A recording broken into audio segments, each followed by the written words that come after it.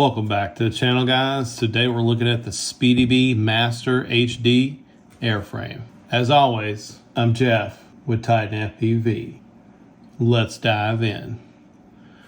First order of business, guys, if you're not already subscribed, please do so. Click that notification bell and you'll find when I upload content like this and all others to the channel. Sorry, it's been a bit, guys, since I put out some videos. Had a lot of family stuff going on. Hopefully all that's behind me and we can go ahead and move forward here with the channel. Appreciate your support. As always, it wouldn't be worth doing without you guys. So without further ado, let's take a look at this airframe as I've promised for quite some time. All right, this is the SpeedyBee Master. This is the HD version. It's a 5-inch frame. Basically, it allows your props to be out of view, and the FPV camera, obviously, as well as the HD camera up top. You can use this with the DJI 3 air unit, but in this case, as always, I built this up with HD Zero using the HD Zero Nano 90.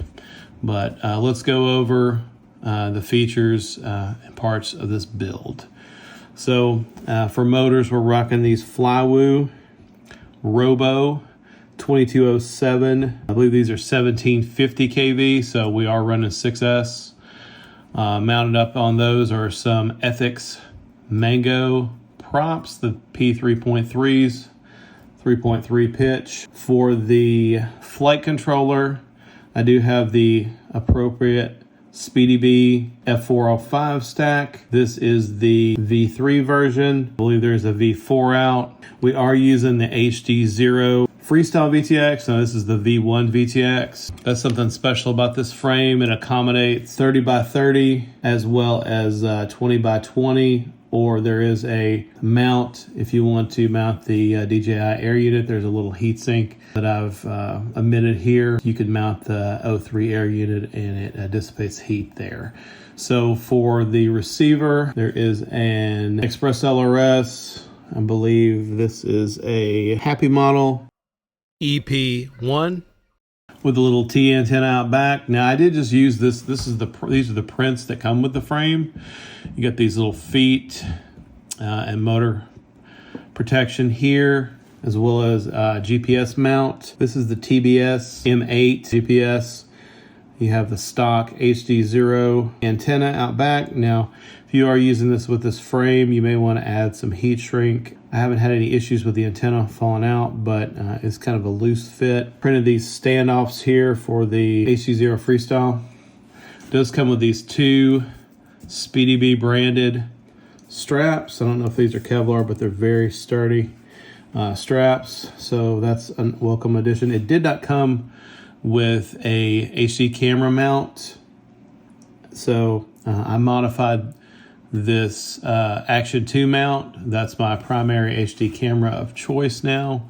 So I'll post those files in the video description when I upload those to Thingiverse, and maybe printables as well. The buzzer, there's a JHEMCU buzzer, because this is capable of using return to home with GPS. Now I haven't set that up yet.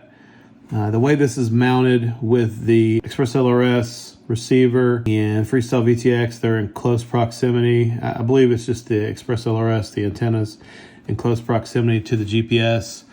I had an issue getting satellites, and I even wrapped copper foil tape along with a heat shrink wiring for the GPS, and I'm still getting interference. Now this frame does have soft mounting for the flight controller. There are two different versions. There's this, the clear one, and I believe there's a yellow. This is the softer one, but I just wanted to go with the clear. I like the aesthetic for that better. It does have this little rubber pad on the bottom to help with scuffs, but like I said, you do have these feet. They do sell an LED, programmable LED, that you can get with this. This is the V1 frame, okay? They've already come out with the V2, so I don't know if these V1s are still around. They do also make an analog version or analog compatible that won't fit the 30 by 30 in the back, but they do sell, I think it's a hex shaped LED. I'll post that link in the video description if I can find it. That's programmable there, because you do have a plug. If you've seen my video on this flight stack before, there is a plug there to control the LEDs. And you do have an aluminum cage that's protecting the HD0 Nano 90 camera. If you haven't watched my video on the penetration test of HD0 with the 540p 60, you can also use low band with that to help with penetration. That's legal in your area. For the MIPI cable, I believe I've gone with a 150 millimeter version from Foxeer. That seems to be the longer. This airframe is quite long. You want to get it's a squished X. You want to get props out of view of the camera, especially if you're running the O3 air unit, or if you're doing onboard footage with another HD/FPV camera. Another feature of this frame that I chose to omit, if you see there's a kind of a hole here, you can mount an XT60, and that just keeps it out of the props view. But as I noticed in the newer revision, they have since removed that feature. The short of it is, when I was building this frame and soldering it up, I couldn't get it to where the cable was routed. It didn't make sense. It wasn't thought through there. So I don't know if there's a bind and fly of this frame. I don't know if they have that, use that in the bind and fly, but all the builds I've seen, they just run it through this hole in the frame like I've done and out the front there. So I did mount the ESC reversed. So instead of having the XT60 leads coming off the back, they are coming out the front. I appropriately set that up in Betaflight. It's quite a simple process there. I haven't noticed any issues. Now, I don't fly over pavement, and there's no bando bashing going on here. I just fly over grass. In the few times I have put it down more than easy, I haven't broken anything. But if you're looking for a bando basher, you may want to go with a bot grinder demi-bot or something of the likes there with much thicker arms, better motor protection there. But like I said, I didn't have any issues there. I do like these new Ethics Mango props. They have a little bit higher pitch. They are a little bit peppier, even with these 1750 kV motors. Now, primarily I flew this on these China Hobbyline 1300 milliamp hour 6S. I do have some 1000 as well as some 1500 that I did fly it on, but the 1300 is a good balance between flight time and performance. You do have a top plate that allows for a pretty large battery. And like I said, this is equipped with GPS. If you had that so set up, you just wanted to use this as a cruiser, get some cinematic footage, that would be a good option for you. But for freestyle, I like the medium to smaller packs, because you're going to get a lot better performance. It's just not going to feel like a pig in the air, and that's not what you want. All right, let's get a weight for you guys. And I believe the Action 2 is going to add about 60 grams or so, would be the all-up weight. So the dry weight looks like we're coming in at 458.8 grams with the China Hobbyline 1300 6S. We're coming in at 692.6 grams.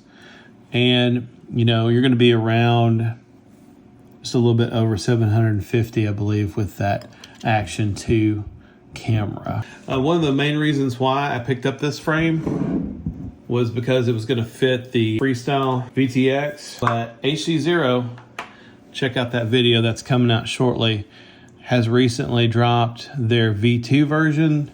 So that's going to open up compatibility with pretty much every frame that's compatible with a CATX Vista. So it's essentially the same form factor. I believe the performance is going to be similar. I've yet to do a comparison test, but you can look forward to one of those in the future potentially. This is still a great airframe, so no regrets.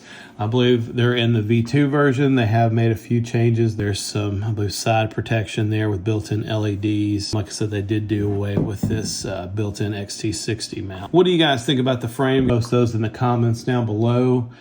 Let's cut to some footage. It's been a while, guys, but it's good to be back. I want to thank you again for tuning in. As always, we'll catch you in the next one.